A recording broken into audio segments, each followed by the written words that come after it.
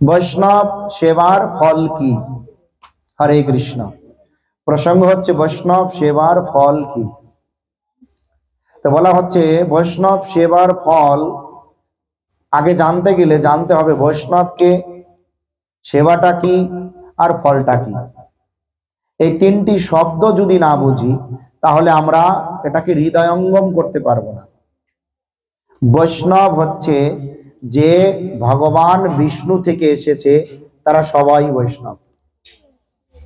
যা কিছু বিষ্ণু আগত ইতি বৈষ্ণব অস্তি, ভগবান বিষ্ণু থেকে যা এসেছে তাই বৈষ্ণব। এখন প্রশ্ন হচ্ছে এখানে এমন কেউ আছেন যিনি ভগবান বিষ্ণু ছাড়া তিনি আকাশ থেকে পড়েছে? এমন কেউ নেই। সমস্ত জীব শুধুমাত্র মানুষ না, সমস্ত জীব ভগবান বিষ্ণু থেকে এসেছে। তাই সবাই জীব মাত্রই বৈষ্ণব। চেতন বস্তু ভগবান বিষ্ণু থেকে আসা, সেই চেতন বস্তু মাত্রই তার মূল অংশ ভগবান বিষ্ণু। তাই সবাই বৈষ্ণব। এখন সকলে বৈষ্ণব হলে মহাপ্রভু আবার বললেন যিনি হরিনাম করে তিনি বৈষ্ণব, যিনি দিনভর হরিনাম করে তিনি উত্তম মধ্যম বৈষ্ণব। বলে যাকে দেখিলেই আপনা আপনি মুখে নাম আসে তিনি উত্তম বৈষ্ণব, তাই না? তাই বিচার করলেন। আবার বললেন যে ব্যক্তি ভগবানের সেবায় নিষ্ঠা আছে, ভক্তদের সেবায় নিষ্ঠা নেই, তিনি কনিষ্ঠ বৈষ্ণব। আবার বললেন মধ্যম বৈষ্ণব সর্বদা প্রেম মৈত্রী দয়া উপেক্ষা এই চারটি গুণ বিরাজমান করে চলে, মানে চারটি গুণকে তিনি মেনে চলে, তিনি মধ্যম বৈষ্ণব। তিনি ভগবানের সঙ্গে প্রেমের সম্বন্ধ রাখবে, তিনি ভক্তদের সঙ্গে বন্ধুত্বের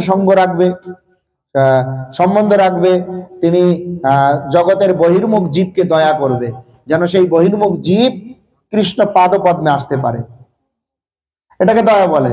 দয়া মানে এইরকম দয়া না যে আমি তাকে একবেলা খেতে দিলাম, চিকিৎসা করলাম, জামা কাপড় দিলাম, টাকা দিলাম। বলে প্রকৃত দয়া সেটাই যদি কাউকে আপনি কৃষ্ণ পাদপদ্মে নিয়ে যেতে পারেন। আবার বলে উপেক্ষা, বলে এমন এক ব্যক্তি যিনি কৃষ্ণ দেখতেই পারে না, ভক্ত দেখতেই পারে না, সর্বদা নিন্দা করে। বলছে তার থেকে একটু দূরে দূরে থাকবে। কেন? তাকে তাহলে নিন্দা করবে না, তার থেকে দূরে এই জন্য থাকবো তিনি আমাকে দেখলে নিন্দা করবে, তিনি আমাকে দেখলে ভগবানের নিন্দা করবে। তাহলে ভগবানের নিন্দা করলে তার পাপ বাড়বে, বৈষ্ণবের নিন্দা করলে তার অপরাধ হবে। বলে এই অপরাধে তার আরো অধোগতি হবে। অর্থাৎ তার মঙ্গলের জন্য তার থেকে একটু দূরে দূরে থাকতে হবে, সম্বন্ধটা দূরে দূরে রাখতে হবে। এটা মধ্যম বৈষ্ণব। বলে উত্তম বৈষ্ণব সর্বত্র কৃষ্ণ দর্শন করে, তার কাছে কোনো ভেদাভেদ নেই, সব সমান। এটা বৈষ্ণব। তো ব্যাপারটা হচ্ছে সবাই বৈষ্ণব, তাই না? বৈষ্ণব তো কোনো ব্যক্তি না, বৈষ্ণব হচ্ছে গুণ। যার মধ্যে যত ভগবানের সেবার প্রবৃত্তি বিদ্যমান সেই ব্যক্তি তত বড় বৈষ্ণব, তাই না? যার মধ্যে যত শুদ্ধতা আছে সেই শুদ্ধতার সহিত ভগবানের সুখী করবার প্রবণতা বিদ্যমান তিনি তত বড় বৈষ্ণব। সবচেয়ে বড় বৈষ্ণব শ্রীমতী রাধারানী, তিনি ভগবানকে সবচেয়ে বেশি সুখী করছে, তাই না? এরকম বলরামজি, নিত্যানন্দ প্রভু, হরিদাস ঠাকুর, সর গোস্বামী, তারা ভগবানকে কতভাবে সুখী করছে। হ্যাঁ, তাহলে বিচার করতে হবে আমি যতটুকু পরিমাণ ভগবানকে সুখী করতে পারবো আমি ততটুকু পরিমাণে বৈষ্ণব, আর যতটুকু পরিমাণ ভগবানকে দুঃখ দেবো আমি ততটুকু পরিমাণে অবৈষ্ণব। এইভাবে বৈষ্ণব সেবা, এটা বৈষ্ণব সেবা মানে আমার কাজের দ্বারা তাকে সুখ দেয়া। সেবা মানে আমার কাজের দ্বারা সুখ দেয়া। আর ফল বলতে যেটার দ্বারা আমি আমার পরম পদ প্রাপ্তি করতে পারবো। অর্থাৎ যে ব্যক্তি ভগবানের অনুগত, যে ব্যক্তি ভগবানের প্রিয়, সেই ব্যক্তির সুখ প্রদান করলে আমরা ভগবানের কাছে প্রিয় পাত্র হয়ে যাব। এটাই বৈষ্ণব সেবার ফল। এইভাবে একবার বৃন্দাবনে কে না রামদাস শ্যামদাস নামে দুই ভক্ত, তাদের বাড়ি ছিল উড়িষ্যাতে, উৎকলবাসী দুই বৈষ্ণব। জীব গোস্বামী পাদকে জিজ্ঞাসা করছে যে হ্যাঁ জীব গোস্বামী পাদ, আমাদের তো জানার ইচ্ছা ছিল বৈষ্ণব সেবার ফল কি, আপনি যদি একটু কৃপা করে বলতেন জীব গোস্বামীপদ বলল, এই প্রশ্নের ফল আপনাদের হৃদয়ে আপনা আপনি প্রকাশিত হবে। তাই আপনারা ধৈর্য ধারণ করুন, নির্দিষ্ট সময় হলে আপনা আপনি প্রকাশিত হবে। কিছুদিন চলে গেল, তারপরে তারা বলছে আমাদের হৃদয় কিন্তু এখনো প্রকাশিত হয়নি। ও হয়নি, হবে? বলে আমরা তো এখন বাড়িতে ফেরত যাবো, আমাদের সময় হয়ে গেছে।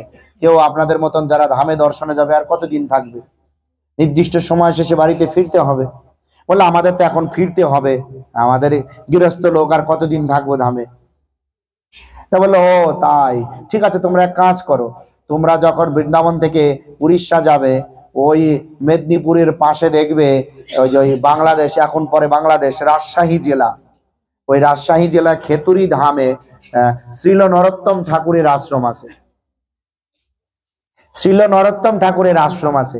সেই নরোত্তম ঠাকুরের আশ্রমটা ঠিক পদ্মার পারে। তোমরা সেই আশ্রমে যাবে, তাকে সবাই চেনে, তিনি তো রাজার ছেলে। তোমরা মনে করো যে এই রাজশাহী অঞ্চলে মেদিনীপুর অঞ্চলে ঢুকে গেলেই সবাই তাকে চেনে, তা দেখিয়ে দেবে নরোত্তম ঠাকুরের আশ্রম কোন দিকে।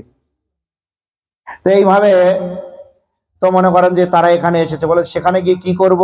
বলে সেখানে গিয়ে তোমরা অপেক্ষা করবে, ঠিক যখন দুপুরে রন্ধন হয়ে যাবে, পূজারী থালাতে নৈবেদ্য সাজাবে, আর ঠিক তখন গিয়ে বলবে দুইজনেই আমাদের খুব ক্ষুধা পেয়েছে।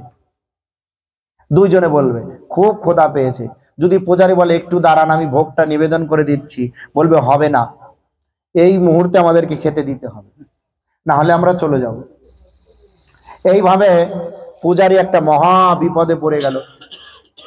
তাই হয় কখনো ভগবানকে না দিয়ে তাদেরকে দেবেন, কিন্তু পূজারী বলছে আপনারা একটু দাঁড়ান না, এত উতলা কেন, একটু ধৈর্য ধরতে পারেন না?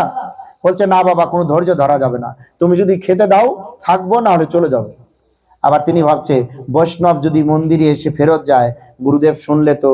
আমার দাদা গুরুদেব বলতেন, নিত্যলীলা প্রবিষ্টং বিষ্ণু পাদ অষ্টোত্তর শত, শ্রী শ্রীমৎ ভক্তি প্রমোদ পুরী গোস্বামী ঠাকুর বলতেন, আমার এখান থেকে যদি বৈষ্ণব ফেরত যায় অভুক্ত, তার আগে যেন, ওই কথা শোনার আগে যেন আমার মৃত্যু হয়, ওই কথাটা কান পর্যন্ত আসার আগে যেন আমার মৃত্যু হয়। তা নরোত্তম ঠাকুর সাক্ষাৎ চম্পক মঞ্জুরি, তার শিষ্য তো ভয় পেয়ে গেলেন। তো বললেন আপনি একটু দাঁড়ান, আমি গুরুদেবের জিজ্ঞাসা করি। এতটুকু সময় দাঁড়াতে পারবেন? হ্যাঁ, তা দাঁড়াতে পারবো। জিজ্ঞাসা করছে, গুরুদেব উড়িষ্যাবাসী দুই বৈষ্ণব এসেছে, বলছে খুব ক্ষুধার্ত, এই মুহূর্তে প্রসাদ চায়, কিন্তু এখনো তো ভোগ লাগিয়ে সারতে পারিনি। বলছে ভোগটা লাগিয়ে দাও। বলছে তিনি দেরি করবেন না, তিনি বলছে এখনই দিতে হবে, না হলে চলে যাবে। সাথে সাথে নরোত্তম ঠাকুর বললেন, ঠিক আছে, তুমি ওই নৈবেদ্যের থালা দিয়ে দাও, তুমি আবার রন্ধন করে ভগবানকে ভোগ লাগাও। আর নৈবেদ্যের থালা দিয়ে দিলেন। তারা প্রসাদ পেয়ে, সেই নৈবেদ্যগুলো পেয়ে তারা বিশ্রাম নিতে লাগলেন।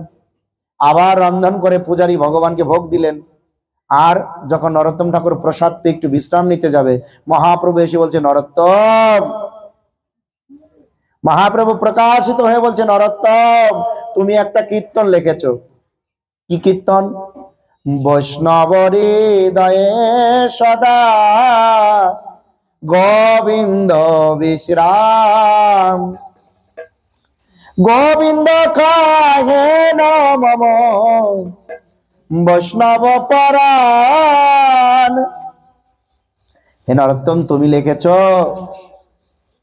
যে আমি সদা বৈষ্ণবের হৃদয়ে বাস করি, বৈষ্ণব আমার হৃদয়ে বাস করে। আমি বলেছি। আবার গীত ভাগবতে গিয়ে দেখি ভগবান উদ্ধবকে লক্ষ্য করে বলছেন একই কথা, সাধব হৃদয়ম মজ্জম সাধনম হৃদয়ম তুয়াম। হে উদ্ধব, তুমি জানো আমি না ওই বৈষ্ণবের হৃদয়ে বাস করি, সাধুর হৃদয়ে বাস করি, সাধু আমার হৃদয়ে বাস করে। একে অপরে, যিনি সাধু তিনি গোবিন্দের হৃদয়ে আছেন, আবার যিনি সাধু ভগবান তার হৃদয়ে আছেন।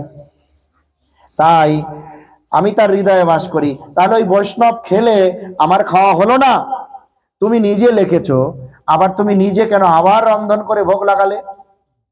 তুমি নিজে লিখেছো বৈষ্ণব খেলে কি আমার খাওয়া হলো না? তাহলে তুমি কেন আবার ভোগ লাগালে, কেন আবার রন্ধন করলে? নরোত্তম ঠাকুর মহাপ্রভুর কথাটা শুনে প্রণাম করে তাড়াহুড়ো করে মহাপ্রভুর ওই কথা শোনার পরে মহাপ্রভুর কথা থেকেও তার গুরুত্বপূর্ণ হচ্ছে ওই দুই বৈষ্ণবের সঙ্গে মিলা। দ্রুত তিনি গেলেন তাদের কাছে, গিয়ে প্রণাম করে জিজ্ঞাসা করলেন, আপনারা রামদাস শ্যামদাস দুই উড়িষ্যাবাসী বৈষ্ণব, আপনারা সত্যি সত্যি ক্ষুধার্ত ছিলেন? সত্যি সত্যি ক্ষুধার্ত ছিলেন? জিজ্ঞাসা করছে। না, আমরা ক্ষুধার্ত ছিলাম না তো। তাহলে আপনারা এমন কেন করলেন? আমাদের একটা প্রশ্ন ছিল শ্রীল জীব গোস্বামী পাদের চরণে। শ্রীল জীব গোস্বামী পাদকে বলেছিলাম বৈষ্ণব সেবার ফল কি? তিনি বললেন যে আপনা আপনি হৃদয়ে প্রকাশিত হবে। সময় পার হয়ে যাচ্ছে, কই ফল তোর প্রকাশিত হচ্ছে না, আমরাও বুঝতে পারছি না। এখন এর মধ্যে আমাদের বৃন্দাবন থেকে আমাদের উড়িষ্যাতে ফিরবার সময় হয়ে গেছে। তাই তিনি বললেন পথে দেখবে নরোত্তম ঠাকুরের আশ্রম পড়বে, ওই নরোত্তম ঠাকুর মহাশয়ের আশ্রমে গিয়ে তোমরা এই কার্য করবে, পরেরটা বা পরে বুঝতে পারবে। কিন্তু আমরা আমাদেরটা তো করেছি তার আদেশ মতো, এখন পরেরটা কি আপনি বলুন। বলে পরেরটা এটাই, সাক্ষাৎ মহাপ্রভু প্রকাশিত হয়ে বলছে যে বৈষ্ণব সেবা আর ভগবানের সেবা সমান। যদি কেউ বৈষ্ণবের সেবা দেয় সাক্ষাৎ ভগবানের সেবা একই। বলে ভগবান খাচ্ছে কিনা দেখা যাচ্ছে না, কিন্তু বৈষ্ণব খাচ্ছে, তাকে বসিয়ে খাওয়াচ্ছেন। যদি সুখী করতে পারেন তাহলে বোঝা যাবে সাক্ষাৎ ভগবানেরই সেবা দিচ্ছেন। তাই বৈষ্ণব সেবা ভগবানের সেবা সাক্ষাৎ তখন রামদাস শ্যামদাস প্রভু জানতে পারলেন। তাই এই যে আজ কত বৈষ্ণব এখানে আগমন করেছে, তারা আগমন করে এটা আমরা ভাববো না যে তারা খেতে এসেছে, তারা হরিকথা শুনতে এসেছে। এই বৈষ্ণব সেবার মুখ্য উদ্দেশ্য থাকবে, যারা আয়োজন করেছে তারা ভাববে যে এই বৈষ্ণবগণ কত কৃপা আমাদের উপরে করেছে।